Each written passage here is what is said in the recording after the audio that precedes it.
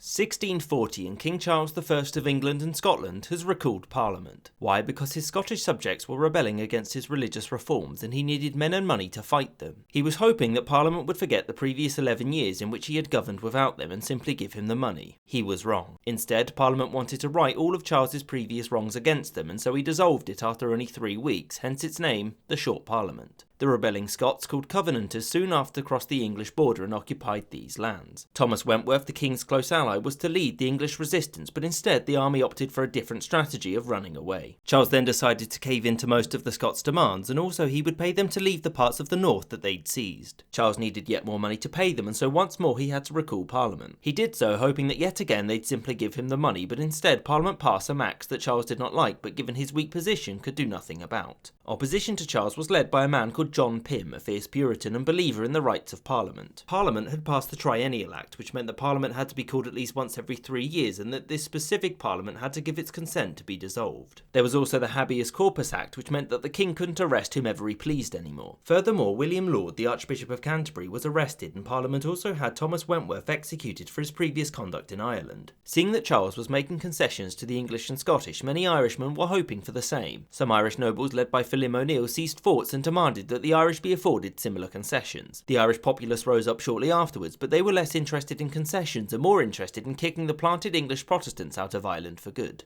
Back in England, Parliament was still fighting over how much King Charles was awful, and in late 1641, by a very slim margin, it passed the Grand Remonstrance. This was basically a list of reasons why Charles was terrible, and that the previous church reforms of Laud in the Irish Rebellion were part of a Catholic plot. By 1642, Charles had had enough of people opposing him and decided to put an end to it. He gathered some soldiers and marched into Parliament with the intent of arresting 5 of its members, the most notable being John Pym. These members had fled before Charles had arrived, and he left Parliament empty-handed. Whilst he failed to arrest those who'd opposed him, he did manage to do one thing. He convinced everyone that he was a tyrant. As a result, Parliament created the Committee of Safety, which promptly took control of London as well as its militia, and Charles quickly fled the city. Both sides started to court allies and made preparations for conflict, such as when Charles attempted to seize Hull and its armoury, but they politely yet firmly told him to jog on. Parliament declared that Charles was a papist and wanted to enslave England with the help of the Irish rebels, and Charles warned the aristocracy that Parliament would come for them next if the radicals had their way. On the 22nd of August 1642, Charles raised his standard over the town of Nottingham. This is considered by many to be the formal beginning of the English Civil War. This pitted Charles's royalist forces, known as Cavaliers, against those of Parliament, known as the Roundheads. As a general rule, Parliament had the support of the South and the East, and Charles had the rest. Parliament had much greater access to money from the larger cities in the South. It also controlled the navy, and with it, trade. The king had some support in Ireland, the help of the Scottish royalists, and had access to much better commanders, the most notable being Prince Rupert of the Rhine, Charles's nephew from Bohemia. Charles assembled his forces and made straight for London, where he was met by the Parliamentary army led by Robert Devereux, the Earl of Essex, at the Battle of Edgehill. It was essentially a tie, and after regrouping, Charles dithered on what to do next before resuming his march on London. By this point, the Earl of Essex had blocked the road there, and Charles retreated, meaning that this wasn't going to be a short war. Throughout 1643, the royalist forces gained the upper hand. The Parliamentarians did manage to procure the help of the Scottish Covenanter army, though, by promising them lots of cash. The Scottish also wanted assurances that the Church of England would be modelled after the Church of Scotland. Naturally, Parliament was never going to agree to this, and so its leaders hatched a clever plan.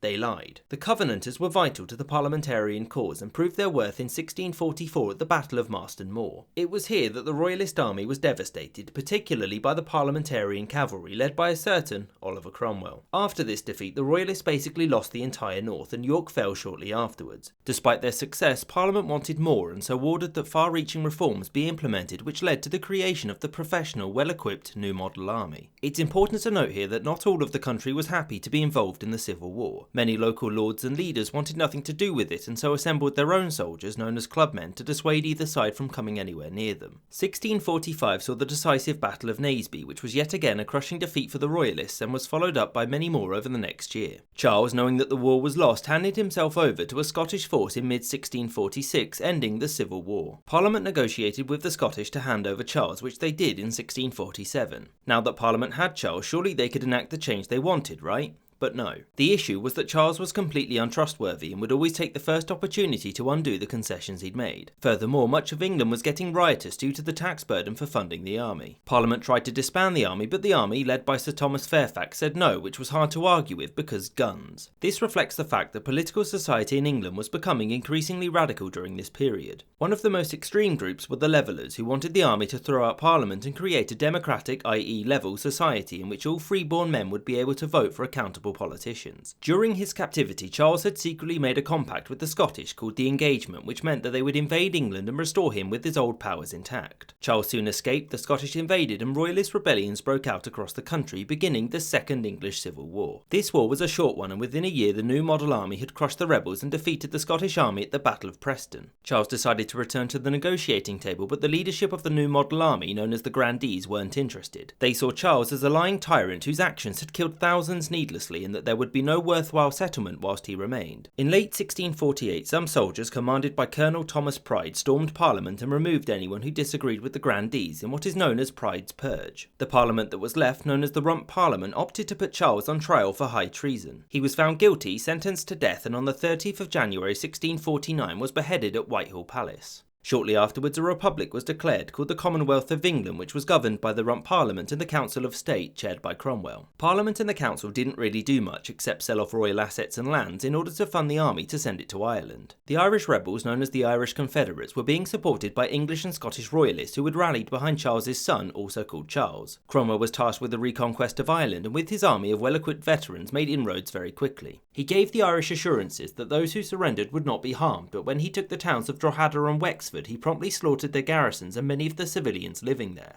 Cromwell returned to England in 1650, but the conquest was largely completed in his absence by 1652. Ireland was completely ransacked during this invasion, and it's estimated that about 40% of its total population died between 1641 and 1652. It was then ordered that the rebels were to lose their lands, and about 35,000 of them were forced into indentured servitude and shipped off to the New World to work on the plantations there. Speaking of the New World, most of the American colonies backed the royalist side, but with greater support for Cromwell in the north. So upon his return to England, Cromwell had to deal with the Scottish, who had received Charles and proclaimed him as Charles II of Scotland, beginning the Third English Civil War. Cromwell marched his army north and crushed a larger force at the Battle of Dunbar and swiftly occupied Edinburgh. The next year the two met again at Worcester, and yet again Charles lost and promptly ran away to the continent, ending once and for all the English Civil Wars. By 1653, Cromwell was getting a bit sick of the Rump Parliament and so dismissed most of its members. He then created a parliament made up of a select few men who were considered to be deeply moral in what is known as the Parliament of the Saints, or the Barebones Parliament.